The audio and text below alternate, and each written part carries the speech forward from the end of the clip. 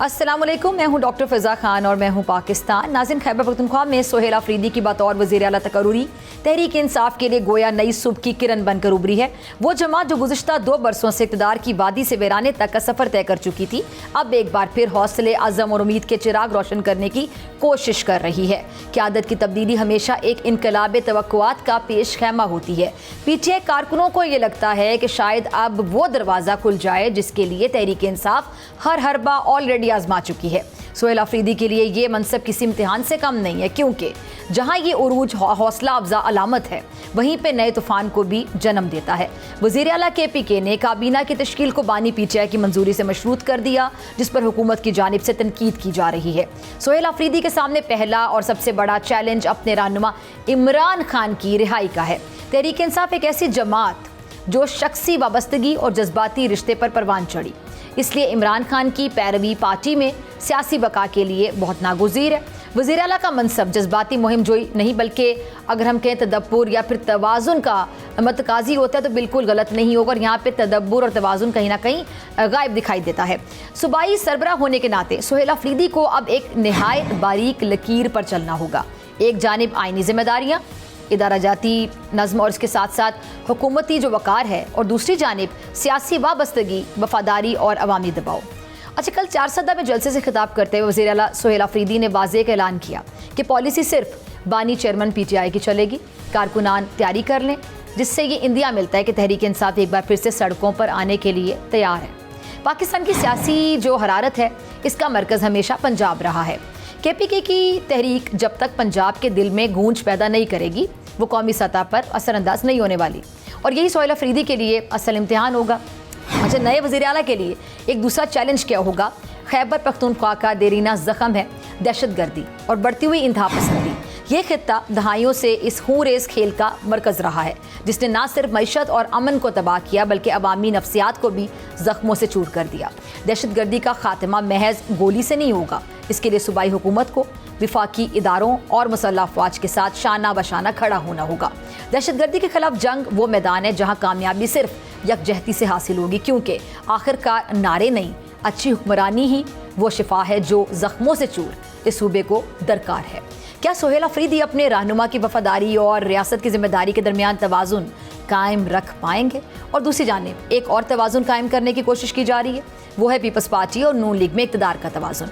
आज़ाद कश्मीर में हुकूमत की तब्दीली के लिए पीपल्स पार्टी मुतहरिक है, और बलूचिस्तान में नून लीग 2.5 साल इक़्तिदार की बारी जो है वो मांग रही है।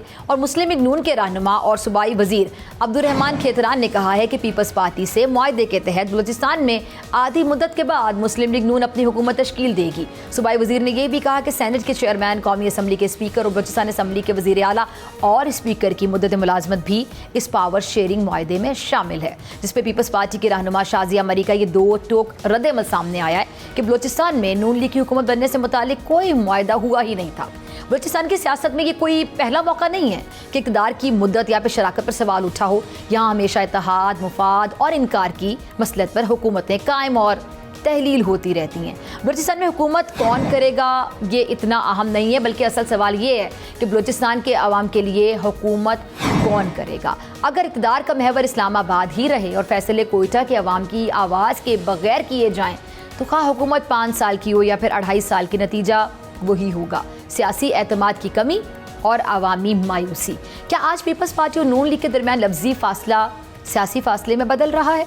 क्या तहरीक इंसाफ का नया वज़ीर आला बानी चेयरमैन PTI की उम्मीदों पर पूरा उतर सकेगा?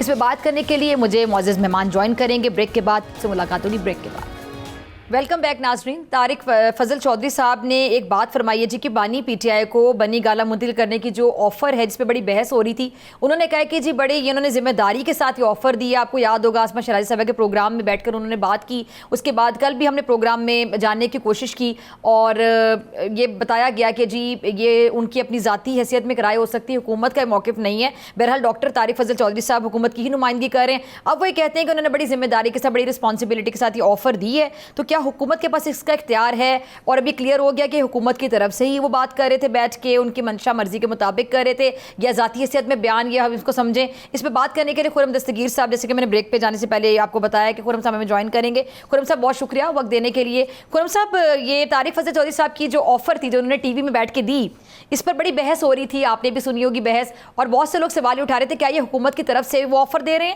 یا ذاتی حیثیت میں, اور بعد میں پھر یہ موقف سامنے کہ ذاتی حیثیت میں ان کی رائے ہو سکتی ہے. تو سر یہ تو اب وہ کہہ رہے ہیں میں نے بڑی ذمہ داری سے یہ آفر دی ہے, تو ذمہ داری کے ساتھ ذاتی حیثیت کی رائے بھی ہو سکتی ہے یا فل رسپانسبلٹی کے ساتھ وہی چیز ٹی وی پہ بتائی جاتی ہے جو آپ کی پارٹی کہہ رہی ہوتی ہے؟ آپ کیسے سمجھ رہے ہیں اس معاملے کو؟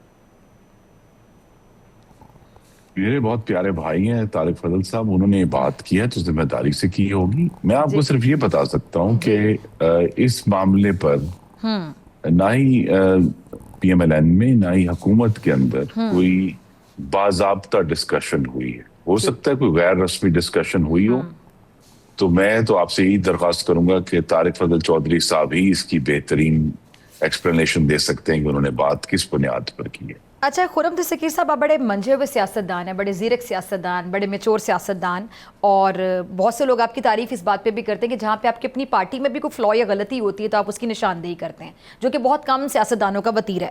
اچھا, یہ جب طارق فضل چودھری صاحب کی اگزامپل ہم سائڈ پہ رکھ دیتے ہیں, میں نے دیکھا کہ کچھ عرصے سے شاید یہ ایک پالیٹکس کا حصہ بن گیا یہ سلسلہ, کہ پریکٹس میں ہے یہ چیز, آپ اگری کریں گے کہ بہت سے سیاستدان مین پرائم ٹائم شوز میں بیٹھ کے ایک بات کر دیتے ہیں جو بات اس حد تک وزنی ہوتی ہے کہ وہ اگلے 2 دن تک ڈسکس ہوتی رہتی ہے, اخبارات کی زینت بنتی ہے, ہیڈ لائنز کی زینت بنتی ہے, اگلے ٹاک شوز میں ڈسکس ہوتی ہے, اور بعد میں کہہ دیا جاتا ہے کہ یہ میرا ذاتی حیثیت میں ایک میری رائے تھی.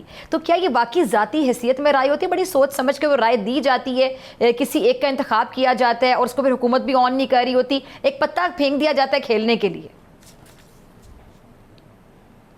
جی, جو لوگ ذمہ دار ہیں انہیں تو ذمہ داری سے ہی بات کرنی چاہیے, لیکن اب یہ جو 24 گھنٹے کا ہمارے پاس الیکٹرانک اور سوشل میڈیا ہے, اس میں غالباً اس طرح کے جو ایونٹس ہیں وہ زیادہ ہوں گے. میں توجہ نہیں دوں گا, لیکن یاد کریں کہ ایک ایسا بیان جس کی بنیاد پر ایک پورا دھرنا کیا گیا 126 دن کا, اور اس میں سینکڑوں پولیس مین جو ہیں وہ زدوکوب ہوئے, پی ٹی وی پر قبضہ ہوا, پارلیمنٹ کی کا جنگلہ گرا, قصر صدارت پر حملہ ہوا. بعد میں کہا جی یہ تو شاید میرا سیاسی بیان تھا, 26 پنکچر والا, اگر آپ کو یاد ہو. ٹھیک ہے جی, اگر تو ایسی سپیچ, اگر تو ایسا کوئی بیان ہے جس کے نتیجے میں پارلیمنٹ کا جنگلہ گرتا ہے اور پولیس مینوں کی ہڈیاں ٹوٹتی ہیں, اس کی تو ضرور مذمت کرنی چاہیے. باقی سے میں نے کہا جو لوگ ذمہ دار ایسا بیان دیتے ہیں ان سے ہی پوچھنا چاہیے سب سے پہلے کہ انہوں نے اس کی بیک گراؤنڈ کیا تھی. ٹھیک ہے. اچھا سر, یہ آپ کی اپنی کیا رائے ہے؟ آپ ایک بڑے منجھے ہوئے سیاستدان, اور آپ کی پارٹی کی رہائی بھی میں آپ کے تھرو جاننے کی کوشش کرنا چاہتی ہوں کہ کیا پوری پارٹی ایک پیج پر ہے, یا آپ لوگ تک فی الحال تو اس چیز کو آن ہی نہیں کر رہا نا کوئی, کہ اس طرح کی کوئی آفر دی گئی ہے؟ یہ کہا جا رہا ہے کہ نام بتایا جائے کس نے آفر دی ہے, پھر جو پی ٹی آئی والے ہیں وہ بھی اگر ہوا میں تیر چلا دیتے ہیں تو یہ چیز ان کی کریڈیبلٹی پہ بہت بڑا سوالیہ نشان ہے کہ جی منتقلی کی بات باقاعدہ ہوئی ہے, باقاعدہ آفر دی گئی ہے. لیکن اب جس طرح بیٹھ کے حکومتی وزراء ٹی وی پہ بیٹھ کے اس بارے میں بات کر رہے ہیں, ذاتی حیثیت میں چاہے کر رہے ہیں, تو اٹ مینس کہ کوئی نہ کوئی چیز تو ہے نا, کیونکہ آگ ہوتی ہے تو دھواں ہوتا ہے سر. تو منتقلی جو اچانک سے ان کی بنی گالا میں خبریں گردش کرنے لگیں, کوئی تو بیک گراؤنڈ ہوگا, اچانک سے تو نہیں ہو رہی یہ باتیں. دیکھیے, میں اسی لیے میں تو قیاس آرائی سے پرہیز ہی کروں گا کہ اس پہ کیا ڈسکشن, کیونکہ میرے نالج میں کوئی باضابطہ ڈسکشن نہیں ہے. اور ویسے بھی قانونی طور پر یہ جو اگر ایکشن جو کہا جا رہا ہے اس کی مجاز حکومت پنجاب ہے, اس کا فیڈرل گورنمنٹ سے تو بالکل ہی کوئی تعلق نہیں. ٹھیک ہے, پنجاب حکومت کے پاس یہ اتھارٹی ہے کہ وہ یہ ایکشن کر سکتے ہیں. اس سے قطع نظر پارٹی کے اندر تو رائے یہ میں آپ کو اپنی دے سکتا ہوں کہ پارٹی کے اندر تو بڑی واضح رائے ہے کہ بانی چیئرمین جو ہیں ان کو پاکستان کی قوم کے جو 60 ارب روپے کی امانت تھی ان کے پاس, اس میں خیانت کے جرم میں عدالت نے سزا دی ہے, اور وہ سزا کے طور پہ وہاں موجود ہے. ٹھیک ہے جی. اچھا سر, میں آگے ذرا چلنا چاہوں گی. ابھی یہ جو گورنر پنجاب, اور ہم دیکھتے ہیں کہ جی پنجاب حکومت بھی آمنے سامنے رہتے ہیں. اس کی کیا وجہ سمجھ آ رہی ہے؟ اس کی وجہ سے بہت سی پھر ایسی خبریں گردش کرتی ہیں کہ شاید پیپلز پارٹی اور نون لیگ کے جو معاملات ہیں وہ اتنے بہتر نہیں ہیں اور شاید آگے جا کے یہ اس حد تک بھی خراب ہو سکتے ہیں کہ نون لیگ کی حکومت کو خطرہ ہو سکتا ہے. جی خطرہ تو میں نہیں دیکھ رہا, یہ بھی میری ذاتی رائے ہے, لیکن دیکھیے دو ایسی جماعتیں ایک مخلوط حکومت میں ہیں جو کہ انتخاب ایک دوسرے کے خلاف لڑتی ہیں, جو ہر صوبے میں ایک دوسرے کے خلاف جو ہیں وہ امیدوار ہیں حکومتیں بنانے کے. تو لہٰذا ان کے درمیان جب اس طرح کی کولیشن ہوگی تو اس میں اختلاف رائے بھی ہوگا, اس میں سیاسی پوسچرنگ بھی ہوگی, جو مختلف وقت پہ جماعتیں سمجھتی ہیں کہ انہیں ضرورت ہے وہ سرٹن ایشوز کے اوپر جو ہے وہ زیادہ شور کریں گے, بعض ایشو پر کم کریں گے. لیکن جو بنیادی جو مقصد تھا اور ہے اور رہے گا, اور جس میں اللہ تعالیٰ نے بڑی کامیابی دی ہے دونوں جماعتوں کو, وہ یہ کہ ملک کے اندر آج پہلے کے مقابلے سے میں بہت بہتر سیاسی اور معاشی استحکام ہے. اور سب سے بڑا چیلنج حقیقتاً سیاسی نہیں ہے, سب سے بڑا چیلنج اس وقت معاشی ہے کہ کس طرح اس استحکام کو پاکستان کے جو کروڑوں نوجوان مرد و خواتین ہیں ان کے لیے نیا اور بہتر روزگار کیسے پیدا ہو سکتا ہے, شرح نمو میں کیسے بہتری لائی جا سکتی ہے. پاکستان میں نئی انویسٹمنٹ جو ہے جس کے ہمارے پاس آفرز تو بہت ہیں لیکن ابھی انہیں آن دا گراؤنڈ آنا ہے, یہ سب کام جو ہے تو آنے والے دنوں میں بڑا چیلنج وہ معاشی ہے, اور معاشی نمو کا چیلنج ہے, روزگار کا چیلنج ہے, سیاسی چیلنج نہیں. تو خرم دستگیر صاحب آپ معیشت کی بات کریں تو کیا یہ لنکڈ نہیں ہوتی؟ اگر ہم بات کریں کہ ٹھہراؤ جو ہوتا ہے تھوڑی سی کنسسٹنسی چاہیے ہوتی ہے, سیاسی استحکام چاہیے ہوتا ہے, تو سیاسی استحکام تو آ نہیں رہا. جب سے یہ معاملات چل رہے ہیں تب سے ہم یہ دیکھ رہے ہیں کہ جی اڈیالہ جیل کے ارد گرد بھی سیاست گھومتی رہتی ہے, سیاستدانوں کے بیانات میں بھی وہی چیز چل رہی ہوتی ہے, پی ٹی آئی والے جو ہیں وہ بھی چین سے نہیں بیٹھ رہے ہیں. اب دیکھ رہے ہیں کہ وہاں پہ کے پی کے میں ایک بڑی تبدیلی کے علی گنڈا پور صاحب کی جگہ سہیل افریدی صاحب آ گئے ہیں. سہیل افریدی صاحب کی جو گفتگو یا ان کے جو بیانات ہیں یا ان کی جس طرح کی سوچ ہے, سب سے بڑی بات کہ ان کا کمپیریزن مراد سعید صاحب کے ساتھ کیا جا رہا ہے, تو اگر وہ اتنی جارحانہ سیاست کریں گے تو پھر آگے بھی اسٹیبلٹی تو آتی ہوئی نظر نہیں آتی ہے. نہیں, میں تو آپ کے ناظرین سے استدعا کروں گا کہ اسٹیبلٹی کا جو اصل معیار ہے وہ یہ ہے کہ کیا جو ہماری مختلف اسمبلیاں ہیں, چاہے وہ قومی اسمبلی ہے یا چاروں صوبائی اسمبلیاں ہیں, وہاں جو میجورٹیز ہیں وہ اسٹیبل ہیں کہ نہیں ہیں. اور اس وقت چاروں صوبوں میں اور وفاق میں میجورٹی اسٹیبل ہے, تو بیانات جاری رہیں گے, مخالفتیں جاری رہیں گی, اڈیالہ کے باہر جو ہے وہ مجاوروں کا جم گھٹا جو ہے وہ رہے گا, وہاں جو ہے ادھر پریس کانفرنسیں بھی ہوں گی. لیکن ابھی ہم نے جب آپ نے ذکر کیا نا جی کہ خیبر پختونخوا میں تبدیلی ہوئی ہے, لیکن آپ دیکھیے ان کی میجورٹی اسٹیبل تھی, تو زیادہ وہاں بھی اسٹیبلٹی ہے, باقی تینوں صوبوں میں بھی اسٹیبلٹی ہے. تو چیلنج آئی تھنک جس طرح میں نے پہلے معیشت کا چیلنج دیا, دوسرا چیلنج بلا شبہ دہشت گردی سے لڑ کر پاکستان کو پرامن کرنا ہے, اور اس پرامن کرنے میں پہلا رول بھی کے پی کا اور اس کے بعد بلوچستان کا. اور اس طرح کی صرف بیانات کی حد تک نہیں ہے, آگے تو یہ بڑا باقاعدہ احتجاج کی لانگ مارچ کی تیاریاں کر رہے ہیں اور عوام کو بھی بڑا تیار کر رہے ہیں اس چیز کے لیے. تو اگر لانگ مارچ, احتجاج, یہ سب کچھ ہوتا ہے تو پھر حکومت کے لیے, اور خاص طور پہ معیشت کی جو بار بار بات کر رہے ہیں, اس کے لیے ڈیفینیٹلی ایک بڑا چیلنج ہو سکتا ہے. اور پھر کس طرح نمٹا جائے گا, جس طرح ٹی ایل پی کے ساتھ ہوا, ظاہری بات ہے سٹنگ گورنمنٹ کی بڑی ذمہ داری ہوتی ہے, حالات کو پھر آپ نے کنٹرول بھی کرنا ہے, قابو بھی کرنا ہے, اس کے لیے جو بھی اسٹریٹجی سمجھ آتی ہے اس کو استعمال بھی کیا جاتا ہے. دیکھیے اپوزیشن کی مخالفت عدم استحکام نہیں ہوتی, وہ تو احتجاج کریں گے, ان کا حق ہے. اصل ایشو یہ ہے جس کے لیے ٹی ایل پی پر پابندی بھی لگی ہے اور تمام جماعتوں کو ایک سگنل بھی دیا گیا ہے کہ سیاست میں سے اب تشدد کو باہر نکال دیں. یہ جو روش ہے, شہیدوں کی یادگاروں کی بے حرمتی, سرکاری عمارتوں کو اور املاک کو آگ لگانا, پولیس مینوں کو زد و کوب کرنا, ان کی گاڑیاں نظر آتش کرنا اور نہر میں ڈبونا, پولیس کے اوپر جو ہے وہ کیلوں والے ڈنڈے لے کر حملہ آور ہونا, پولیس کے اوپر جو ہے وہ پیٹرول کے بم بنا کر پھینکنا, جو بوتلوں میں مولوٹوف کاکٹیلز بنا کر پھینک, یہ عنصر اب سیاست سے نکلنا چاہیے. یہ اس کو نکال دیں تو پھر سیاست سب کے لیے کھلی ہے, ضرور کریں, اپنی بات بھی کریں, لانگ مارچ بھی کریں. دوسرا یہ ہے کہ جب ہم جمہوریت کی بات کرتے ہیں اور آئین کی بات کرتے ہیں, آئین میں صرف احتجاج کا حق تو نہیں ہے نا, آئین میں یہ حق بھی ہے ہر شہری کا کہ اس کو بلا روکو ٹوک آزادی سے اپنی معاشی، ذاتی اور کاروباری زندگی گزارنے کا حق ہے. تو ایسا احتجاج، ایسا مارچ دوسروں کی زندگیاں متاثر کرے، جو ان کے روزگار، ان کے کاروبار، ان کی صحت، تعلیم کو روکے، تو حکومت نے وہ حق بھی دیکھنا ہے. صرف احتجاج کرنے والے کا حق نہیں ہے. جو لوگ امن و امان سے اپنی زندگی جینا چاہتے ہیں، لیکن خرم ان صاحب کو بھی جو ہے وہ حق دینا ہے ہمیں. آپ نے بڑی خوبصورتی سے آپ نے سارا یہ بیان کیا. لیکن سر اگر ہم بات کرتے ہیں احتجاج کی، جو احتجاج کی سیاست در آگے بڑھتی ہوئی دکھائی دیتی ہے، جو کہ پی ٹی آئی والے، تو ظاہری بات ہے سہیل افریدی صاحب کی تبدیلی جو ہوئی ہے، علی امین گنڈا پور صاحب کی، سہیل افریدی صاحب کو ریپلیس جو کیا گیا، تو وہ آئے ہی اس لیے ہیں کیونکہ بہت سی چیزیں جو نہیں مانتے تھے علی امین گنڈا پور صاحب، خان صاحب کی بہت سی انسٹرکشنز ان کو نہیں مانا جاتا. ان میں ایک بہت بڑا مطالبہ یہ بھی ہوتا تھا کہ بڑے دھڑلے کے ساتھ آ کے آپ لانگ مارچ کریں، اسٹریٹ پاور دکھائیں، جو کہ نہیں دکھائی جاتی تھی. اور علی امین گنڈا پور صاحب کے بارے میں پھر آپ کو پتہ ہے کہ ان کی اپنی پارٹی کی جانب سے بڑی انگلیاں اٹھائی جاتی تھیں اور بڑی تنقید کی جاتی تھی کہ آپ خود وہاں سے غائب ہو جاتے ہیں. تو اب افریدی صاحب کے آنے سے یہ چیز تو کنفرم ہوگی کہ یہ سب کچھ ہوگا جو خان صاحب چاہ رہے ہیں. لیکن سر اس کا اکانومی پہ اثر اس طرح پڑتا ہے کہ جو انویسٹرز ہوتے ہیں، جب ایسے حالات ملک میں چل رہے ہوتے ہیں تو انویسٹرز بھی انویسٹمنٹ کرنے سے تھوڑا سا گھبراتے ہیں.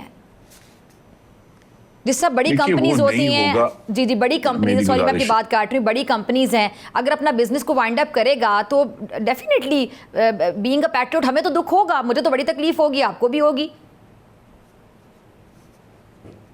26 نومبر 2024 دوبارہ نہیں ہوگا، جس میں 5 رینجرز کی جانیں گئیں، ایک پولیس مین کی جان گئی. کیا وردی والوں کا خون بے حق ہے کہ آپ اس کو زمین پر بہنے دیں اور کہیں گے جی سیاسی احتجاج ہے، کیا ہو گیا جی اگر 6 جانیں چلی گئی؟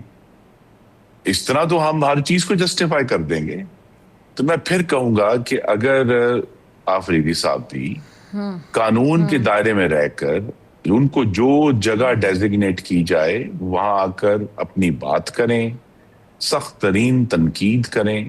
لیکن یہ جو طریقہ انہوں نے 26 نومبر کو یا اس سے پہلے 9 مئی کو اپنایا تھا پی ٹی آئی نے، یہ اب نہیں ہوگا. ہمیں جو ہے اپنے معاشی استحکام کے لیے بھی اور اوور آل ملک کو آگے لے کر جانے کے لیے بھی اب سیاست میں سے تشدد کو باہر نکالنا ہے. اور وہ لوگ جو یہ سمجھتے ہیں کہ تشدد کے بغیر ان کے مقاصد حل نہیں ہوں گے، تو پھر آپ دیکھیں گے جو ٹی ایل پی کے ساتھ ایک قانون حرکت میں آیا. اچھا خرم دستگیر صاحب، آپ نے 26 نومبر کا ذکر کیا تو میں بھی ذرا 26 نومبر کی طرف پیچھے جاتی ہوں کہ شیر افضل مروت صاحب نے حال ہی میں ایک بیان دیا کہ جی نومبر 2024 میں جو معاملہ ہوا تھا، اس میں حکومت، گورنمنٹ اور پی ٹی آئی کے درمیان بہت سے معاملات طے ہو گئے تھے، جس میں وہ یہ کہتے ہیں کیٹیگوریکلی کہ عمران خان صاحب کی رہائی بھی شامل تھی. تو آپ اس کی تصدیق کرتے ہیں، تردید کرتے ہیں؟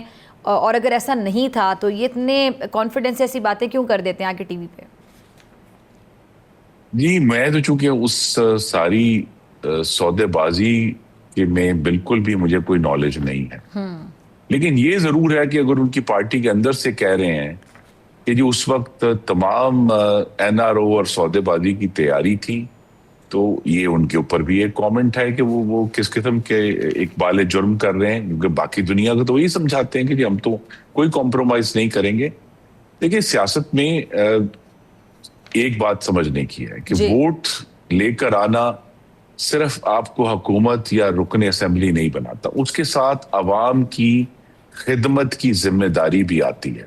لیکن پی ٹی آئی عوام کی خدمت کی ذمہ داری والا حصہ جو ہے اس کو وہ ردی کی ٹوکری میں ڈال چکے ہیں اور وہ صرف جو ہے اپنے اقتدار کی ہوس کے پیچھے چل رہے ہیں. میری ان سے یہی استدعا ہے، آفرین صاحب کو بھی میں بڑے ادب سے یہ درخواست کروں گا کہ وہ جو 4.5 کروڑ پاکستانی کے پی میں رہتے ہیں ان کو ردی کی ٹوکری میں نہ ڈالیں. ان کی صحت کی، تعلیم کی، امن و امان کی، انفراسٹرکچر کی بہتری کی کوشش شروع کریں اور اس صوبے کے وسائل ان صوبے کے لوگوں پر خرچ کریں، ان کی زندگیوں کا تحفظ دینے پر خرچ کریں، نہ یہ کہ وہ مستقل وفاق پر چڑھ دوڑنے کے لیے استعمال.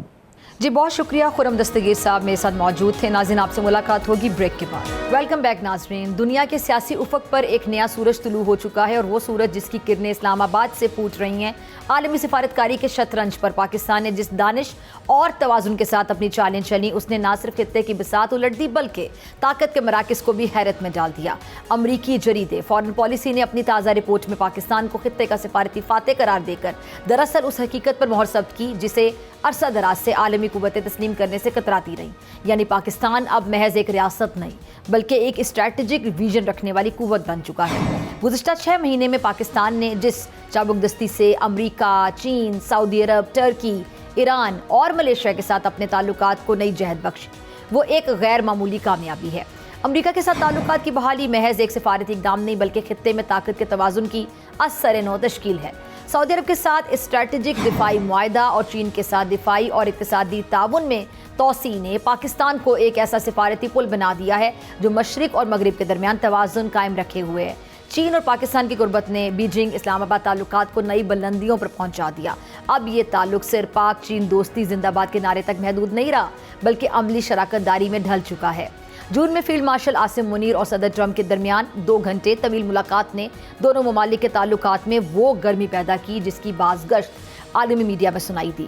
وزیر اعظم شہباز شریف کی غزہ امن کانفرنس میں متحرک شرکت اور پھر امریکہ کے ساتھ $500 ملین کے سرمایہ کاری معاہدے نے پاکستان کے بڑھتے اثر و رسوخ کو ثابت کر دیا۔ پاکستان کی سفارت کاری کا کمال ہے کہ اس نے امریکہ، چین اور سعودی عرب کے ساتھ بیک وقت مستحکم تعلقات استوار کیے۔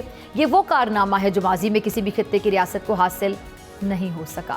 جہاں بھارت انتہا پسندی کے بوجھ تلے اپنی ساکھ کھو رہا ہے، وہاں پاکستان ایک ذمہ دار، امن پسند اور متحرک ریاست کے طور پر ابھر رہا ہے۔ عالمی میڈیا کی رپورٹس، تھنک ٹینکس کی جو رپورٹس ہیں، سفارتی بیانات اس بات کے گواہ ہیں کہ پاکستان اب تماشائی نہیں بلکہ عالمی کھیل کا اہم کھلاڑی بن چکا ہے۔ یہ تبدیلی کسی حادثے کا نتیجہ نہیں بلکہ ایک مربوط ویژن، پرعزم قیادت اور مؤثر سفارتکاری کا ثمر ہے۔ اسلام آباد آج عالمی منظرنامے پر صرف ایک دارالحکومت نہیں بلکہ ایک نظریہ بن چکا ہے، ایک ایسا نظریہ جو امن کے ساتھ وقار اور تعلقات کے ساتھ توازن کو جوڑتا ہے۔ اسی پہ بات کرنے کے لیے میرے ساتھ موجود ہیں امریکہ میں مقیم پاکستانی سینئر صحافی جرنلسٹ انور اقبال صاحب۔ بہت شکریہ انور بھائی جوائن کرنے کے لیے، وقت دینے کے لیے۔ یہ انور اقبال صاحب، امریکی نائب صدر نے بھی اور صدر ٹرمپ صاحب نے بھی جو خاص طور پہ بیانات دیے ہیں، اس سے یہ لگ رہا ہے کہ واشنگٹن کی جو پالیسی ہے اسرائیل کے حوالے سے، اس میں کافی زیادہ رد و بدل، بہت زیادہ تبدیلی، بہت زیادہ چینجز دکھائی دیتے ہیں۔ آپ چونکہ وہاں پہ بیٹھے ہیں اور آپ وہاں سے رپورٹ بھی کرتے ہیں، آپ کیا دیکھ رہے ہیں؟ پس پردہ کیا چل رہا ہے؟ دیکھیں، یہ جو موجودہ امریکی انتظامیہ ہے، ان کی شروع کی یہ پالیسی تھی کہ ظاہر ہے ہر امریکی حکومت کی طرح ہم بھی اسرائیل کے قریب ترین حلیف ہیں اور اسرائیل کو سپورٹ کرتے رہیں گے، اسرائیل کو امداد بھی دیتے ہیں، فوجی مدد بھی کرتے ہیں، اسلحہ بھی دیتے ہیں، سب کچھ کرتے ہیں۔ لیکن ساتھ ساتھ انہوں نے یہ بات بھی واضح کی تھی شروع میں ہی کہ ہمارے مفادات عربوں سے تعلقات بنانے میں بھی ہے۔ ہم وہ یہ ابراہمز اکارڈ ہے، اس کے بانی صدر ٹرمپ جنہوں نے اپنے پہلے دور حکومت میں اس کی بنیاد رکھی تھی، تو وہ اس میں جو کی رول ہے وہ سعودی عرب کا ہے کہ اسرائیل بھی موجود ہے لیکن سعودی عرب ہی ہے جو مسلمان ملکوں کو لیڈ کر سکتا ہے۔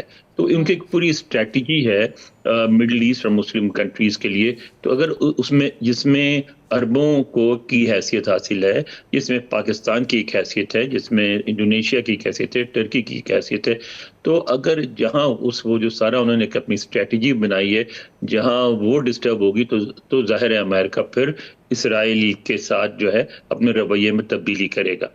تو اب آپ دیکھیں کیا ہوا کہ غزہ کے پوری جنگ میں امریکہ کی دونوں انتظامیہ نے پوری طرح اسرائیل کا ساتھ دیا۔ غزہ کے بعد بھی ابھی تک ساتھ دیتے رہے غزہ، لیکن اس کے بعد انہوں نے وہاں ایک سمجھوتا کرایا۔ اب اس سمجھوتے کی بنیاد پہ جو اگلے اقدامات ہوں گے وہ یہ ہوں گے کہ سعودی عرب اور دیگر ممالک، جیسا کہ صدر ٹرمپ نے کہا ہے، وہ اسرائیل کو ریکگنائز کریں گے، اور اس کے بعد وہ یہ چاہتے ہیں کہ مڈل ایسٹ میں ایک امن قائم ہو جائے، اور اس کے مطابق جو امریکن اسٹریٹجی ہے پھر آگے تجارت کی، اس کی کیونکہ صدر ٹرمپ کا سارا زور جو ہے تجارت پہ ہے، منافع کمانے پہ ہے اور خوشحالی پہ ہے، تو وہ اس طرف چلا جائے۔ تو اب جو اقدامات کر رہا ہے اسرائیل، واشنگٹن میں سمجھا جاتا ہے کہ ان اقدامات کی وجہ سے امریکی اسٹریٹجی جو ہے خطرے میں ہے۔ یعنی مثلا ویسٹ بینک کو مرج کرنے کی جو قرارداد پاس کی اسرائیلی پارلیمنٹ نے، وہ یا جو یعنی جنگ بندی کے بعد انہوں نے ایکشن لیا، غزہ میں 60-65 آدمی مار دیے، تو وہ اس پر وہ سمجھتے ہیں کہ یہ نہ صرف کاؤنٹر پروڈکٹیو ہے بلکہ امریکن اسٹریٹجی کو نقصان پہنچا رہی ہے۔ اس لیے آپ دیکھیں کہ ان کے رویے میں سختی آئی ہے اور سختی مزید آئے گی. اس حد تک تو نہیں جائیں گے کہ ہم اسرائیل پہ پابندیاں لگا دیں، لیکن اگر اسرائیل نہ مانا تو پابندیاں بھی لگ سکتی ہیں، گرچہ ابھی تک اس کا کوئی خدشہ نہیں ہے. اچھا، یہ ابھی ایک سچویشن ہوتی ہے انور بھائی، جیسے فار ایگزامپل نو ڈاؤٹ کہ جو ممالک ہوتے ہیں وہ اپنے مفادات کی وجہ سے کسی کے قریب ہوتے ہیں اور کسی سے دور ہوتے ہیں. جیسے ٹیمپریری بیسس پہ ہم دیکھ سکتے ہیں کہ بھارت کے ساتھ امریکہ کے اتنے خوشگوار تعلقات نہیں ہیں جتنے ماضی میں تھے، اور ہمارے ساتھ تعلقات ماشاءاللہ مزید بہتر ہو رہے ہیں الحمدللہ. اچھا، اب یہ جو سعودی عرب کے حوالے سے بھی بیان دیا انہوں نے کہ جی سعودی عرب سے ہم اپنے تعلقات خراب نہیں کر سکتے، یعنی عرب ممالک سے اپنے تعلقات خراب نہیں کرنا چاہتے ڈونلڈ ٹرمپ صاحب، اور پاکستان کے ساتھ بھی ان کے بہت اچھے تعلقات ہیں کیونکہ خطے میں جو ہماری ایک جغرافیائی حیثیت ہے اس سے کوئی انکار نہیں کر سکتا، اور پاکستان کی ماشاءاللہ بہت اچھی ایک میپ پہ اگر دیکھے جائے بڑی ایک اچھی حیثیت بھی ہے. اس کے علاوہ ہمارے ایک وننگ کمانڈر جنہوں نے حال ہی میں اپنے سے بڑے دشمن کو، جو کہ رقبے میں بھی ہم سے بڑا تھا، ان کے پاس جدید اسلحہ تھا، جدید طیارے تھے، ہم نے ان کو مات دی، شکست دی. تو ظاہری بات ایک وننگ کمانڈر سے جتنا کسی کو امپریس ہونا چاہیے، ٹرمپ صاحب اتنے امپریس تھے ہمارے فیلڈ مارشل سے. سعودی عرب کے ساتھ انہوں نے کہا اور عرب کے ساتھ کہا کہ ہم اپنے تعلقات خراب نہیں کریں گے. اچھا، وقتی مفاد ہی آپ اس کو سمجھ لیں، لیکن یہ مفاد کسی حد تک کام آئے گا فلسطین کے معاملے کو حل کرنے کے لیے، کیونکہ اس وقتی مفاد کی وجہ سے صحیح اگر صدر ٹرمپ یا جو امریکی انتظامیہ ہے یہ آنکھیں دکھائے اسرائیل کو، تو یہ معاملہ آپ کو لگتا ہے کہ سدھار کی طرف جاتا دکھائی دیتا ہے؟ میں نہیں سمجھتا کہ یہ وقتی مفاد ہے. میں سمجھتا ہوں کہ امریکہ کا لانگ ٹرم انٹرسٹ میں ہے. یہ تو اور ہی اچھا ہو گیا نا.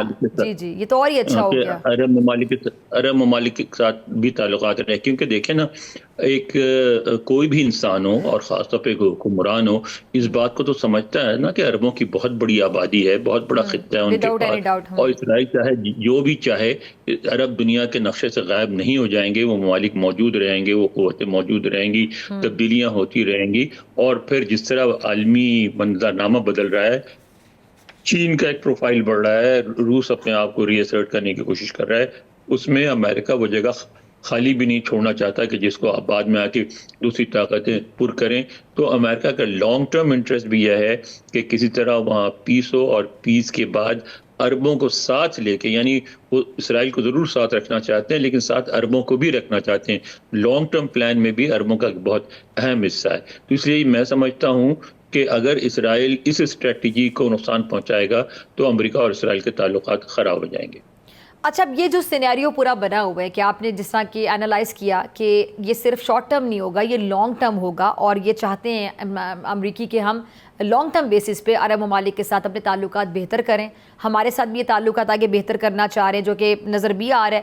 تو اب سوال میرا یہ انور بھائی کہ کیا اب یہ جو ہماری ایک معاشی لحاظ سے کہہ لیں، سفارتی لحاظ سے کہہ لیں کہ مسلم ممالک، اسلامی ممالک کی طاقت ہے، معاشی طاقت کہہ لیں، سفارتی طاقت کہہ لیں، یا امریکہ کو مفاد کے تحت صحیح ضرورت ہے عرب ممالک کی، سب تمام اسلامی ممالک کی، تو اس کا ہم فائدہ کیسے اٹھا سکتے ہیں اسرائیل کو روکنے کے لیے؟ کیونکہ فلسطین میں جو ظلم کا سلسلہ 2 سال پہلے شروع ہوا ہے اس کو روکنا بے حد ضروری ہے.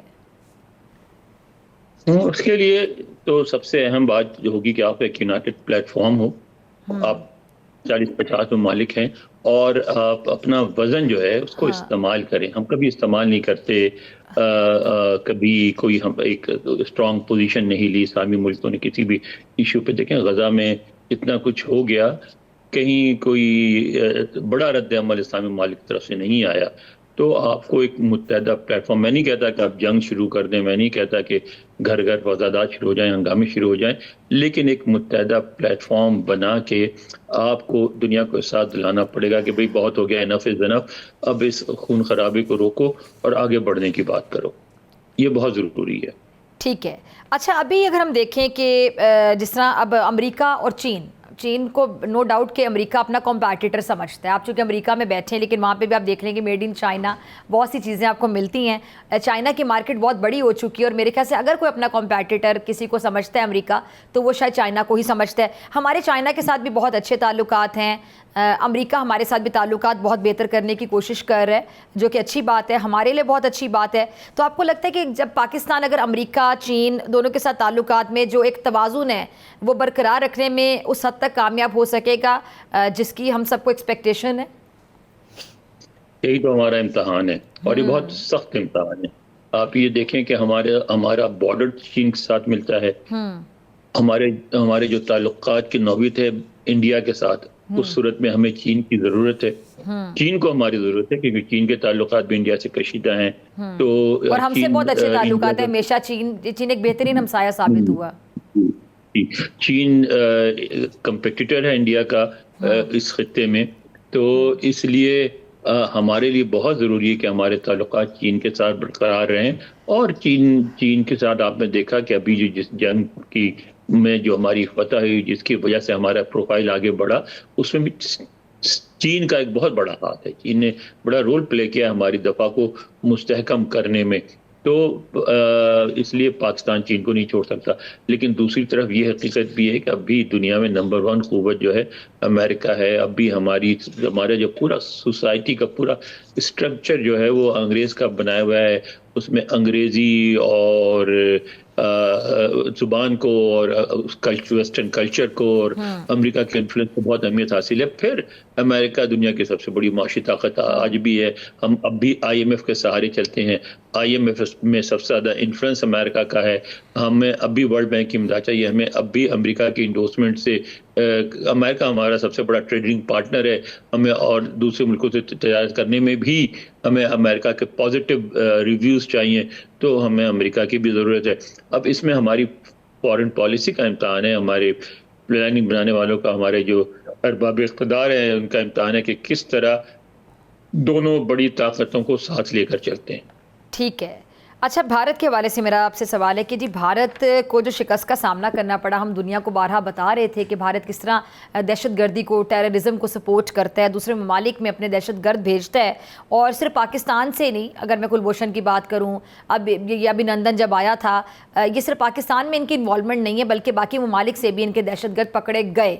अच्छा, ये अब कश्मीर के मामले पर भी जो हम बात कर रहे हैं, अरसा दराज से हम बता रहे हैं कि कश्मीर डिस्प्यूटेड टेरिटरी है और इनकी अपनी करारदादें हैं यूएन की वहाँ पे, लेकिन उस पर कोई सुनवाई नहीं हो रही थी अरसा दराज से। लेकिन अभी जो मामला सर उठाया, ये जो वॉर एडवेंचर किया गया था नरेंद्र मोदी साहब की जानिब से, भारत की जानिब से, और उस पर ये मीडिएटर की पेशकश खुद से की जाना अनवर भाई डोनाल्ड ट्रंप की जानिब से कि हम मीडिएटर का किरदार अदा कर सकते हैं, आपको नहीं लगता कि कश्मीर का मामला जो जिस हद तक हाईलाइट होना चाहिए था, हमने तो वक्तन फ़वक्तन उसको हाईलाइट किया, हर प्लेटफॉर्म पे बात की, लेकिन इस जंग की वजह से जो हाल ही में हुई वो मसला दोबारा से उभर कर सामने आया और मगरबी दुनिया को भी पता चला कि कश्मीर एक बहुत बड़ा मसला है जो कि हल तलब है और डिस्प्यूटेड टेरिटरी वो है। तो आपको लगता है कि अब ये मामला हल होता दिखाई देगा, क्योंकि हमारे ताल्लुकात भी अमेरिका के साथ बेहतर हैं, अमेरिका के मुफादात के लिए इस खित्ते में हैं, भारत के साथ ताल्लुकात एक लिहाज से ख़राब हो रहे हैं, तो आपको लगता है कि कश्मीर का मामला हल हो सकता है इन मामला? नहीं, इतनी आसानी से नहीं होगा कश्मीर का हल। हाँ, हमारी एक बात जो है वो दुनिया के सामने बिल्कुल वाज़ेह हो गई है। हमने ये, हमारी पोजीशन हमेशा से ये रही है कि भारत और पाकिस्तान दोनों न्यूक्लियर कंट्रीज़ हैं, इनके दरमियान कोई तनाज़ा होना नहीं चाहिए। ख़ास तौर पे इतना बड़ा तनाज़ा जो जैसा कि कश्मीर का मसला है, और इसका हल होना चाहिए। अगर ये हल नहीं होगा तो किसी वक्त भी इस खित्ते में एटमी जंग छिड़ सकती है, और एटमी जंग छिड़ी तो फिर किसी की पता नहीं होगी, मुकम्मल तबाही होगी। तो पहले दुनिया हमारी बात मानती नहीं थी, वो समझती थी कि सिर्फ ऐसा ही पाकिस्तान डराता है और बातें करता है, एटमी जंग नहीं हो सकती। लेकिन इस जंग ने साबित कर दिया कि किसी वक्त भी यहाँ एटमी जंग हो सकती है, और दोनों ममालिक इस पोजीशन में है कि एटमी जंग शुरू कर सकते हैं। इसलिए अब दुनिया ज़्यादा सीरियस हो गई है। लेकिन अक़वाम मुत्तहिदा जो है, अक़वाम मुत्तहिदा करारदाद तो मंजूर करा सकता है। अक़वाम मुत्तहिदा के पास अपनी कोई फौज नहीं होती, अपने पास कोई फोर्स नहीं है कि अक़वाम मुत्तहिदा जाके कहीं जाके हल नाफिज करा दे, वो तो नहीं कर सकता ना। जो अगर अमन फौज होती है वो भी मेंबर ममालिक देते हैं, और वो कोई भी मेंबर मुल्क अपनी फौज को किसी जंग में शामिल होने के लिए नहीं देता, अमन के दिनों के लिए देता है। तो अक़वाम मुत्तहिदा उसको नाफिज नहीं कर सकती। कश्मीर का हल सिर्फ इस सूरत में होगा जिस सूरत में हम माशी तौर पे इतने मुस्तहकम हो जाएं कि दुनिया महसूस करे कि इस मसले पे भी तवज्जो देनी चाहिए। अगर माशी तौर पे हम वीक रहेंगे तो कश्मीर का मसला कभी भी हल नहीं होगा। ठीक है, बहुत शुक्रिया अनवर इकबाल साहब आपके कीमती वक्त के लिए। नाज़रीन, इसी के साथ मुझे दीजिए इजाज़त, आपसे मुलाकात होगी टाइम सेम चैनल। अगर ज़िंदगी ने वफा की, दुआ में याद रखिएगा, अपना बहुत ख्याल रखिएगा। अल्लाह निगहबान।